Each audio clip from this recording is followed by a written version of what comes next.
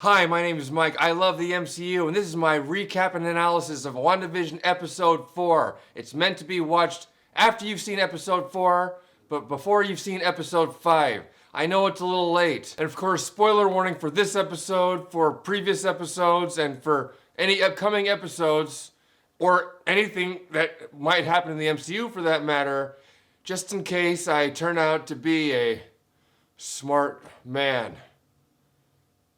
The episode begins with Monica Rambeau blipping back into existence after the Hulk nano gauntlet snapback of infinity, as seen in Avengers Endgame. She finds out that her mom died 3 years ago, or 2 years after the blip. And what a way to find that out, after waking up from a day nap. It's a crazy scene, people blipping in left and right. These people are kind of not having a good time right now. From there we get everyone's favorite studio fanfare, which is accompanied by another sound. The sound of millions of screaming casuals yelling, "Finally!" That's right, it's the return of a more casual-friendly, more accessible MCU. We're then taken to Monica's day job at SWORD, where she meets up with a dude named Tyler Harwood who tells her that she's the first blip back who's come back to work since the back blip of 3 weeks prior. And which also kind of explains why her ID badge didn't give her access to the building yet. And really, Hayward, you haven't updated the ID badges yet? It's been 3 weeks, man. Monica and Hayward give the security guy the stink eye, but this ain't on him. The gist here seems to be that after the blip, SWORD threw caution to the wind and devoted more of their resources into research into AI and robotics. You know, all the technologies that led to Ultron, the murder bot, who tried to destroy the Earth. It also led to Vision, but I don't like Hayward, so I'm going to go with the Ultron angle. Wait, you mean to tell me you automated a whole bunch of processes and you still didn't have enough time to update all the ID cards? Hey, this Hayward dude ain't ready for prime time. And then to really stick it to her, Hayward orders Monica to chaperone a robotic drone to New Jersey! To help assist in an FBI missing persons case. So it's kind of like he's sending her there to train her own robot replacement. So we arrive at a place called Westfield, New Jersey! where we meet up with Agent Jimmy Woo, who's been practicing his magic. Brilliant! Agent Woo explains to Monica that the missing person in this case is actually in witness protection, but that former friends and family claim to have never have heard of him. In addition to that, the two sheriffs Woo was interviewing before Monica arrived on the scene also seem to have no memory of the town, sign notwithstanding. Who's doing the mind wiping here? Is it Wanda doing it from long distance? My money is on this missing person, but we don't hear about him for the rest of the show. Monica then tries to send the drone she's chaperoning into the distortion field, but it vanishes into thin air. This is the same drone Wanda found in the bushes way back in episode 1, but like the rest of the town, stylized to make it look like it's from the 1950s, but unlike the rest of the town, in color. Monica then asks Jimmy why no one else has gone in to explore the city. Jimmy responds with, "It doesn't want me to." And then he asks Monica if she can feel it too. But I don't think she did, because Monica goes in to take a closer look, but when she does, instead of repelling her, it sucks her right in. The thing was like, hey, none of this just the tip stuff. You're either in or you're out. Make a commitment. And if you don't want to commit, it doesn't matter because we're going to control your mind anyway. The scene then shifts to about 24 hours later where we meet up with Darcy, who's riding in a van with other scientists who have been hired by SWORD to investigate this paranormal activity. Here's something I noticed, and it might just be me seeing this, but that not so futuristic drone, the fact that they're hiring earthbound scientists, it kind of leads me to believe that this iteration of SWORD is kind of a fly-by-night operation. Or maybe they're putting all their money into that fancy building and those fancy big-ass TV screens. You're just watching the news on it. Watch that on your phone. I don't know, the way that this Tyler Hayward guy is running this operation is kind of insulting to me. We then cut to Darcy plugging her devices into the observation deck her chaperone, who hates her, has provided for her. She tells him that the dome is exhibiting massive amounts of CMBR, or cosmic microwave background radiation. We're then told that these wavelengths are remnants of the Big Bang. Do you know what else are remnants of the Big Bang? Infinity Stones. All 6 of them. Then we're shown a SWORD agent named Franklin being dropped down into the sewers of Westfield in an attempt to get around the energy field surrounding the place. Oh, and look who's there. It's SWORD's underperforming acting director, Tyler Hayward. Agent Franklin corroborates with the guy we saw in the beekeeper suit at the end of episode 1. Notice here how his attire morphs to look like it's from the 1950s as soon as he crosses the barrier, but his mind seems to remain intact. For now. This little trip down to the sewers begs the question, do the people of Westfield still poop? I didn't see the nuclear biologist collecting any samples. Nuclear biologist? And also, by what process do the townsfolk come to be mind controlled? Now, we never did see what happened to Agent Franklin after Wanda reset the scene way back at the ending of episode 1. But Redditor Some Glassy Boy has spotted a similarity between the appearance of the beekeeper and the ice cream dude at the very beginning of episode 3. The nose plays. And the nose does play. The nose plays. So he's fine. They found a spot for him on the show. He didn't die. For now. We then go back to the sword installation where we're shown that Marcy has Disney Plus and is watching WandaVision just like the rest of us. The clues in this episode suggest that her and Agent Wu have actually watched additional episodes of the show which weren't available to us on the streaming platform. Perhaps she has access to a higher tier plan. Probably because she knows Thor. Marcy immediately displays that she's more than just a casual fan by correctly stating that Vision is dead. Before the blip dead, aka dead. Marcy then confesses that she doesn't know what's going on, but that she's got an idea. Yeah, join the club. Then we're shown an intel briefing led by Agent Wu, who explains that they've identified individuals in Westview. Wanda and Vision, of course. Mr. and Mrs. Hart is played by Tom and Sharon Davis. Abilash Tandon is Norm. Harold Copter is Jones. Isabel Matsueda has been cast as Beverly. And John Collins is Herb. Now that we know that Mr. and Mrs. Hart are actual husband and wife, kind of puts an ominous spin on that dinner scene, don't it? Stop it. Stop it. Stop it. Stop it. Holy shit. We see via the board Jimmy is writing on that the questions folks living in the MCU's Earth 199999 are asking are the same questions that we here on Earth COVID-19 have been asking, such as, why the hexagon? Why sitcoms? Same time and space? Vision alive?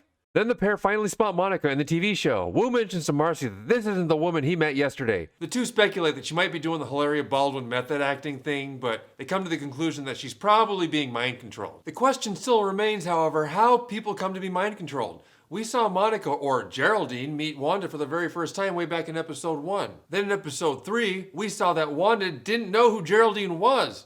Another thing that jumped out at me here is Jimmy doesn't know what's going on either. When we heard his voice way back in episode 1, that was Jimmy not knowing what was going on just like the rest of us. We then see that Marcy and Wu are really enjoying the show. Casuals would have you believe that Marvel Studios is mind controlling these two by paying them to say that. Yes, I just think they have good taste. I like the first 2 episodes. Next we see Darcy and Wu reacting when Geraldine utters a naughty word. Ultron. Now, how were Marcy and Wu, or we for that matter, allowed to see this? Did someone mess up? Maybe someone's concentration lapsed? I don't know. What I do know is that we are able to see more of what went down between Monica and Wanda. We saw a glimpse of evil Wanda last episode, but in this episode we get the full hog, and ooh boy, something's wrong with her. She is not a nice person right now. Then we witness Geraldine being booted from the scene. Wanda tossed her right through the wall and out the city. We then see Wanda's face through the hole in the house as it registers a look of guilt, as if to say, I used my powers to throw a real lady through a real wall. As if to say, oh, I used to be better than this. I used to help people. I used to be an Avenger. But in the next scene, as if she's attempting to convince herself that she's justified in her actions, she looks upon her 2 newborn 4-month-old babies. And this is enough to snap her right back into her denial of what she's been doing to the poor people in this town. Or at the very least, what she's allowing to happen. And then Vision comes back into the house and he's got a huge hole in his head. It would appear as if Wanda is weakened at burying her dead boyfriend's dead corpse. Just a momentary lapse in hair and makeup, they're fine. And then Vision asks Wanda if she wants to move. They can go anywhere they want, he says. She just tells him, no, they can't. We then get a final shot of Monica outside the force field telling everyone that Wanda is responsible for everything. We close out the episode with Wanda and Vision and Tommy and William sitting on the couch getting ready to watch some TV. Vision, meanwhile, has an uneasy look on his face, as if he's thinking, I think there's something wrong here, and my forehead might be caved in. The song that plays over the end credits is called Voodoo Chili, written and performed by the great Jimi Hendrix. A ScreenRant writer named John Orquiola had a few things to say about the song as it pertained to the show. Voodoo Chili begins with, well, I stand up next to a mountain and I chop it down with the edge of my hand. These are the words of someone so mighty that they're essentially a god, and that's exactly what Scarlet Witch was since Avengers Endgame, when she returned from the blip and confronted Thanos. The song's lyrics are clues to Wanda's state of mind at this point in the show. She is very confident in her abilities right now, and there's perhaps an element of entitlement happening here. She helped save the universe after all in Avengers Endgame. Oh, you're welcome. So perhaps she feels that reality owes her. I mean, look what reality's taken away from her. Her brother, her mom and dad, Black Widow, and her aforementioned robot boyfriend. And since her power set grants her the ability to change reality to her whim, she's just gonna, okay? And like the song alludes to, no one can deny that she is making it work. Not only is she controlling an entire town, she's also helping to write and produce a TV show that she's also starring in. On top of that, she's puppeting her dead husband as her own co-star, which, while creepy, I imagine is very hard work. When one of her show's plot lines involved having 2 kids, she didn't go to central casting, she made them inside of her. That's literally the toughest job in life. And they were perfect 4-month-old babies.